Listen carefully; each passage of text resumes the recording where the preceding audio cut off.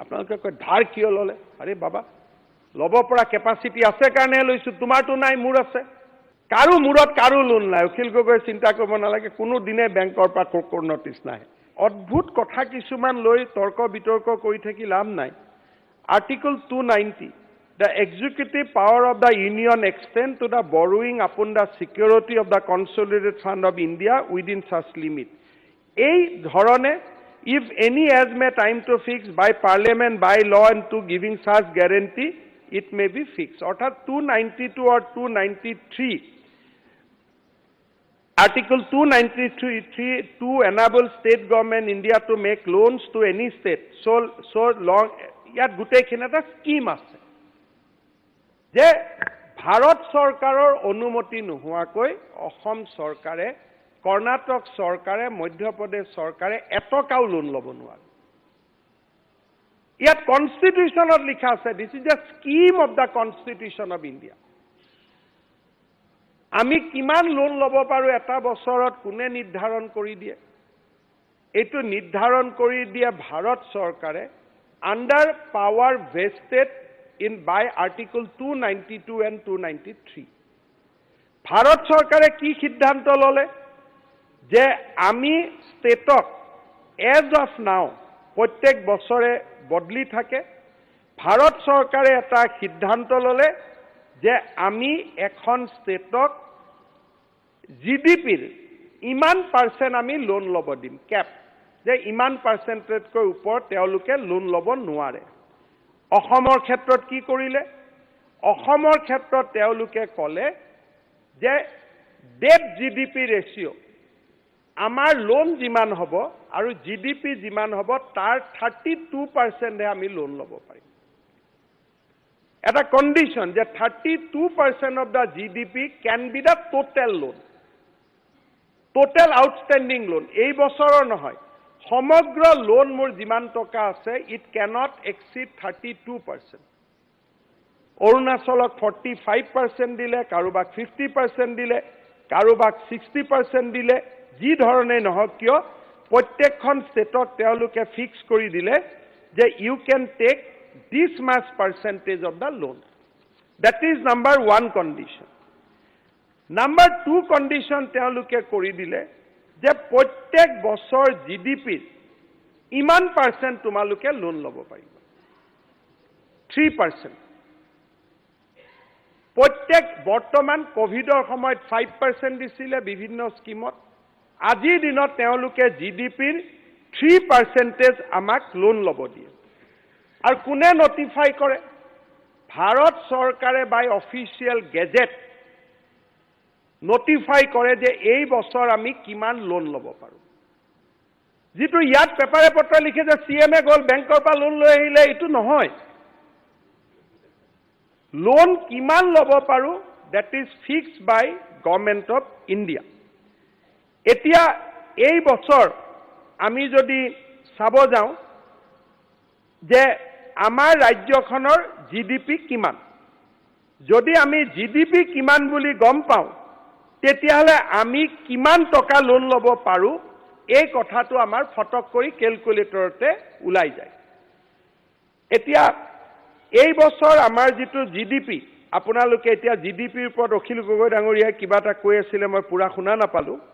এতিয়া যদি আপোনালোকে গুগলত মাৰি দিয়ে what is the GDP of Assam, ওলাই আহিব 5,67,000 crores। যোৱা বছৰ আমাৰ জিডিপি কিমান আছিলে? যোৱা বছৰ জিডিপি আছিলে 4,93,166 আৰু অহা বছৰ আমাৰ জিডিপি কিমান হ'ব? 6,43,000 crore। তাৰমানে যিমানে জিডিপি বাঢ়িব 3%টো আমাৰ বাঢ়ি বাঢ়ি গৈ থাকিব। এতিয়া আমি যদি নলওঁ আমাৰ ডেভেলপমেণ্ট নহ'ব।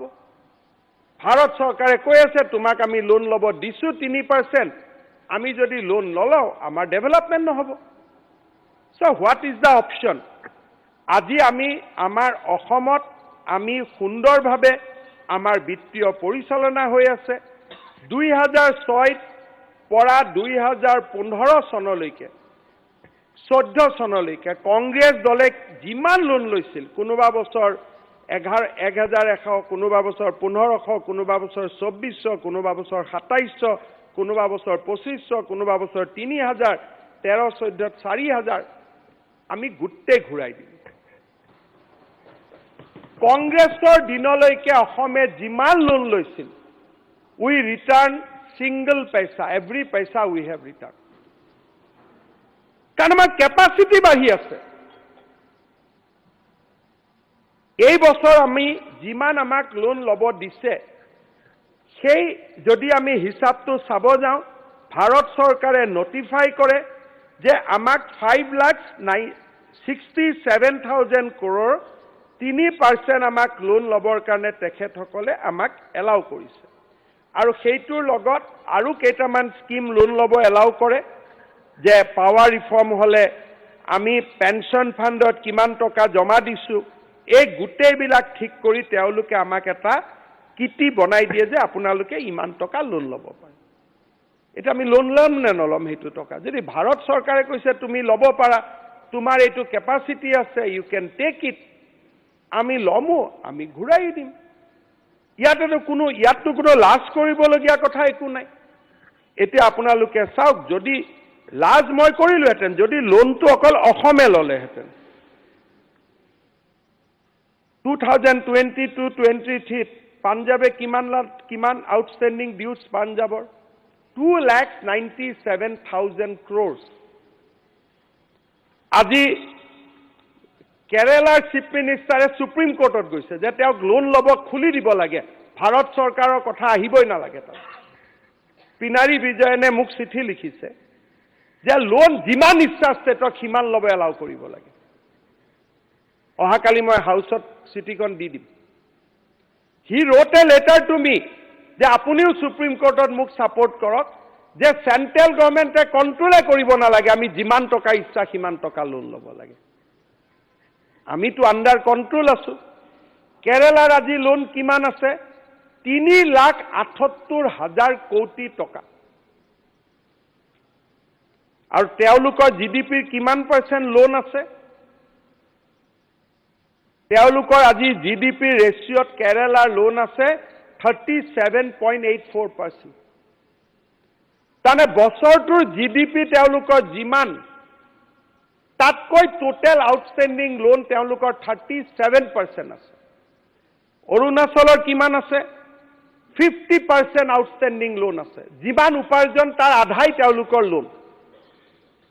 আৰু হিমাচল প্ৰদেশৰ কিমান আছে? 41%। কৰ্ণাটক, ৰাজস্থানৰ, মই কৰ্ণাটকৰ উদাহৰণ দিছো। কৰ্ণাটকৰ লোন আছে 4,68,000 কোটি টকা। কোনখন ষ্টেটৰ লোন নাই? আপোনালোকে এনেকুৱা কৰিলে যে লোন অসমে লয় অকল। ইয়াত এনেকুৱা পৰিৱেশ এটা বনাই দিলে। মই কৈ দিম। এতিয়া লোন লোৱাৰ পিছত আপোনালোকে ভাল পাব শুনি যে অসমৰ জিডিপিৰ লগত লোন হৈছে অনলি 23%। এণ্ড লোৱেষ্টৰ ফালত we are number 7। Odisha, Maharashtra, Gujarat, Karnataka, Chhattisgarh, Jharkhand, Assam, এই 7খন ষ্টেটৰ আটাইতকৈ দেশৰ ভিতৰত কম লোন আছে। জিডিপিৰ লগত ইট ইজ বিল' 23%। আৰু আমাৰ ওপৰত কোন কোন আছে? তামিলনাডু 27%, মধ্যপ্ৰদেশ 24%, ত্ৰিপুৰা 28%, হাৰিয়ানা 28%, উত্তৰ প্ৰদেশ 29%, অন্ধ্ৰপ্ৰদেশ 29%, ৰাজস্থান 31%, বিহাৰ 33%, ৱেষ্ট বেংগল 34%। আৰু মেঘালয় 37%। সৰু ৰাজ্য। Physically Assam is the most well governed state. অধ্যক্ষ মহোদয়, যোৱাকালি ইয়াত কোৱা হৈছিল যে আমাৰ বৰোয়িঙৰ ৰেভিনিউৰ কিমান % আমাৰ বৰোয়িং? 7.6%। অসমৰ টোটেল ৰেভিনিউ ৰিচিভ হৈছে 89,742 crore। আমি ইণ্টাৰেষ্ট দিওঁ 6,800 crore, জাষ্ট 7%। তাৰমানে আমাৰ যিমান টকা উপাৰ্জন, নিজৰ উপাৰ্জন, তাৰ মাত্ৰ আমি 7% সুদ দিব লাগে। And the golden limit is 10%। We are much below 10%. এতিয়া মোৰ অহা বছৰ জিডিপি অসমত হ'ব 6,43,000 crore. 5,67,000 3% যিমান হৈছিলে 6,43,000 to 3% বাঢ়ি যাব. মোৰ ফিস্কেল স্পেচ বাঢ়ে.